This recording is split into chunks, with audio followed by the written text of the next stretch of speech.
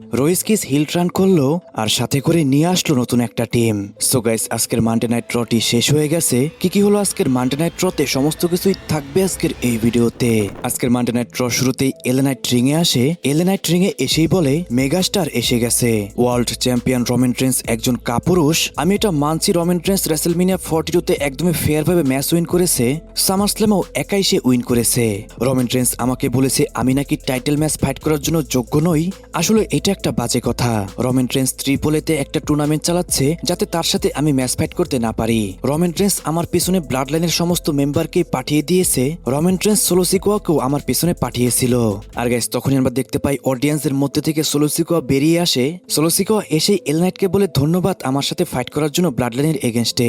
এরপরে আমরা দেখতে পাই সোলো সিকোয়া এবং কি এল নাইট দুইজনই ব্লাড লাইনকে নিয়ে অনেক বেশি মজা করে। আর তখনই সেখানে ইন্টারাপ্ট করতে চলে আসে উসোসরা সেখানে এসে এল নাইট এবং কি সোলো সিকোয়াকে বলে তোমরা আসলেই একটা পাগল। সোলো সিকোয়া, তুমি তোমার ভাইদের সাথে বিশ্বাসঘাতকতা করেছো, তুমি ওটিসি কে অসম্মান করেছো এবং কি তুমি ওটিসি কে অ্যাটাক করেছো।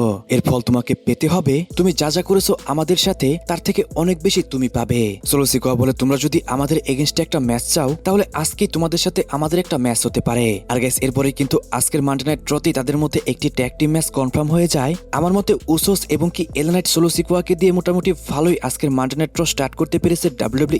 হতে পারে এটি অনেকের কাছেই ভালো লাগবে না, কিন্তু গাইস আমার কাছে এটি ভালোই লেগেছে।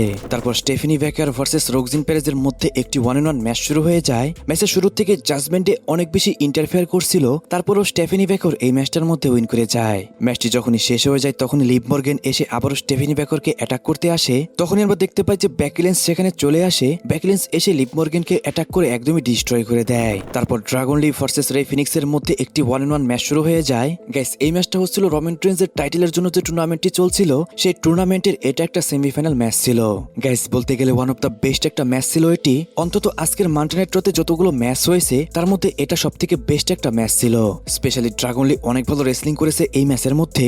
ড্রাগন লির ম্যাচ ফাইট করার জন্য যে স্পিড এবং কি তার যে সমস্ত হাই ফ্লাইং মুভ আমার কাছে কিন্তু গাইস অনেক ভালো লাগে। একটি মোমেন্টে ড্রাগন লি এজে স্টাইলের যে ফিনিশারটি রয়েছে সেই স্টাইল ক্ল্যাশটি হিট করে কিন্তু রে ফিনিক্সকে। শকিং ব্যাপার এইটা যে রে ফিনিক্স এটা খেয়েও কিন্তু কিক আউট করে দেয়। রে ফিনিক্সও একের পর এক ফিনিশার হিট করতে থাকে ড্রাগন লিকে, কিন্তু লাস্টে রে ফিনিক্স একটি মেক্সিকান মাসেল বাস্টার হিট করে আর সেখান থেকে কিক আউট করতে পারে না ড্রাগন লি। আর গাইস, এই ম্যাচটার মধ্যে রে ফিনিক্স উইন করে যায় আর সে চলে গেল ফাইনালে। তারপর ব্রন ব্রেকার এবং কি ওবাফেমির মধ্যে একটি কন্ট্রাক্ট সাইনিং সেগমেন্ট হয়। সেইখানে ব্রন ব্রেকার বলে ওবাফেমি, তুমি সবসময় নিজেকে ডাব্লিউডব্লিউই এর ফিউচার মনে করো, আসলে তুমি ডাব্লিউডব্লিউই এর ফিউচার নও। তুমি ডাব্লিউডব্লিউই এর জন্য এখন পর্যন্ত কিছুই করতে পারোনি। তুমি ব্রক লেসনারকে হারিয়েছো, তুমি king of the ring tournament win করেছো, কিন্তু সেটা ডাব্লিউডব্লিউই চ্যাম্পিয়নশিপ নয়। তুমি এখন পর্যন্ত ডাব্লিউডব্লিউই চ্যাম্পিয়ন হতে পারোনি। আমি কিছুদিন আগে এই কোম্পানির টপ ছিলাম, কিন্তু হঠাৎই আমার একটা ইনজুরি হয়ে যায় আর সেই সময় তুমি ডাব্লিউডব্লিউই তে চান্স পেয়ে যাও। সত্যি কথা বলতে তখন যদি আমার ইনজুরি না হতো তুমি এখানে কখনোই চান্স পেতে না।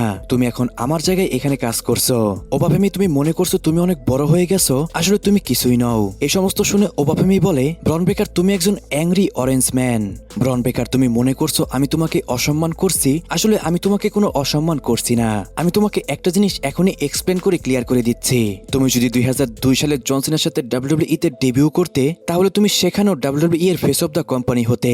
তুমি যদি 2015 সালে বিগ ডগ রোমান রিজের সাথে ডাব্লিউডব্লিউই তে ডেবিউ করতে, আমার মনে হয় তুমি সেখানেও ফেস অফ দ্য কোম্পানি হতে। কিন্তু বস, এটা 2026 সাল, এখানে তোমার কোনো চান্সই নেই। যখন আমি এখানে রয়েছি, আমি প্রত্যেকটি স্তরে তরে তোমার থেকে ওপরে, আমি রুলার, আমি ডাব্লিউডব্লিউই এর ফেস এবং কি আমি হচ্ছি ওবাফেমি। ব্রন ব্রেকার বলে, বর্তমানে যারা যারা তোমাকে এখন চেয়ার করছে তাদেরকে আমি সানডে নাইট মেইন ইভেন্টে আমি বুঝিয়ে দিব তুমি কত বড় একজন প্রতারক। গাইস, আগে এটা ছিল স্যাটারডে নাইট মেইন ইভেন্ট, এখন এটা সানডে নাইট মেইন ইভেন্ট হয়ে গেছে। আসলে ডাব্লিউডব্লিউই মাঝে মাঝে এমন এমন কিছু কাজ করে যার পিছনে কোনো লজিকই থাকে না। গাইস, তারপরে কিন্তু ব্রন ব্রেকার তার কন্ট্রাক্টটি সাইন করে দেয়। ব্রন ব্রেকার কন্ট্রাক্টটি সাইন করে সে পল হেমনের কাছে সেই কন্ট্রাক্টটি দেয়। আমি এই কন্ট্রাক্টটি তোমার বাবার কাছে দিচ্ছি যে তোমার হয়ে এই কন্ট্রাক্টটি সাইন করে দিবে। এই সমস্ত কথা বলে হঠাৎই একসময় ব্রন ব্রেকার ওবাফেমিকে একটি পাঞ্চ হিট করে দেয়। ওবাফেমির খুব একটা সময় লাগে না সেখানে ফাইট ব্যাক করার, তখনই ঠিক সেখানে চলে আসে অস্টিন থিওরি। প্রথমে অস্টিন থিওরি এবং কি ব্রন ব্রেকার দুইজন মিলে ওবাফেমিকে মোটামুটি ভালোই মারছিল, কিন্তু ওবাফেমি আবারও ফাইট ব্যাক করে। সে ব্রন ব্রেকার এবং কি অস্টিন থিওরিকে ডিস্ট্রয় করে সেখান থেকে ভাগিয়ে দেয়। আর লাস্টে আমরা দেখতে পাই ওবাফেমিও সেই কন্ট্রাক্টটি সাইন করে দেয়। মোটামুটি এটা তো অন্তত শিওর হয়ে যায় সানডে নাইট মেইন ইভেন্টে তাদের মধ্যে যে ম্যাচটি হবে এই ম্যাচটা কিন্তু অনেক বেশি হার্ড করে একটা ম্যাচ হতে যাচ্ছে। আর গাইস, এবারে যে সানডে নাইট মেইন ইভেন্টটি হবে এটা কিন্তু কোনোই একটা পিএল এর থেকে কম হবে না। তারপর উসোস এবং কি জেকব পট্টোকে আমরা ব্যাকস্টেজে দেখতে পাই, সেখানে উসোসরা জেকব পট্টোকে বলে আমরা এখন ব্লাড লাইনের ক্যাপ্টেন, তাই তোমাকে আমাদের কথা শুনে কাজ করতে হবে। কিন্তু এটা শুনে জেকব পট্টো একদমই স্ট্রেট না করে দেয়। তখনই জিমি উসো বারবারই জেকব পট্টোকে তার গলায় যে উলাফালাটি রয়েছে ব্ল্যাক কালারের সেটা দেখাতে থাকে এবং কি বোঝায় যে রমেন রেন্স তাকে এখানে ক্যাপ্টেন বানিয়েছে, তাই জেকব পট্টোকে তার কথাই কাজ করতে হবে। তারপর পার্কা ভার্সেস পেন্টার মধ্যে একটি 1-on-1 ম্যাচ শুরু হয়ে যায়। গাইস এই ম্যাচটা হচ্ছিল কিন্তু রমেন রেন্সের যে টাইটেলের জন্য টুর্নামেন্টটি চলছিল সেই টুর্নামেন্টের এটা একটা সেমিফাইনাল ম্যাচ ছিল। ম্যাচের মধ্যে পেন্টা উইন করে যায় আর সে চলে গেল ফাইনালে। তাই আমরা ফাইনালে ম্যাচ দেখতে পারবো পেন্টা এবং কি রে ফিনিক্সের মধ্যে, যারা কিনা বাস্তব জীবনেও দুই ভাই। তারপর উসোস ভার্সেস এলা নাইট এবং কি সোলো সিকোয়ার মধ্যে একটি ট্যাগ টিম ম্যাচ শুরু হয়ে যায়। গাইস ম্যাচটি তো প্রথম থেকে অনেক ভালো চলছিল, যেখানে 4 জন সুপারস্টারই অনেক ভালো ফাইট করে। একটি মোমেন্টে সোলো সিকোয়া এবং কি যে ওসো ব্যারাকেটের ওইখানে ছিল, তখনই রয়েস কিস এসে তাদের দুইজনকে একটি স্পেয়ার হিট করে দেয়। অপরদিকে রিংয়ে থাকা জিমি ওসো এবং কি এলা নাইটকে অ্যাটাক করে এনএক্সটির দুজন সুপারস্টার, আর আমরা বুঝতে পারি এই দুজন সুপারস্টারকে এনেছে রয়েস কিস, আর এর মাধ্যমে রয়েস কিস হিল টার্ন করে ফেলেছে। রয়েস কিস এবং কি এনএক্সটির এই দুজন সুপারস্টার মিলে উসোস, এলা নাইট এবং কি জিমি ওসোকে একদমই ডিস্ট্রয় করে দেয়। কিন্তু গাইস আমি একটা বিষয়ের জন্য এখানে সরি বলে নিচ্ছি, এই এনএক্সটির দুজন সুপারস্টারের নাম আমি এখন পর্যন্ত জানি না, কারণ যখনই আজকের মানডে নাইট ড্র শেষ হয়েছে তখনই আমি ভয়েস ওভার শেষ করে ফেলেছি, এই জন্য পরে আমি আমার ফেসবুকে এটা জানিয়ে দিব।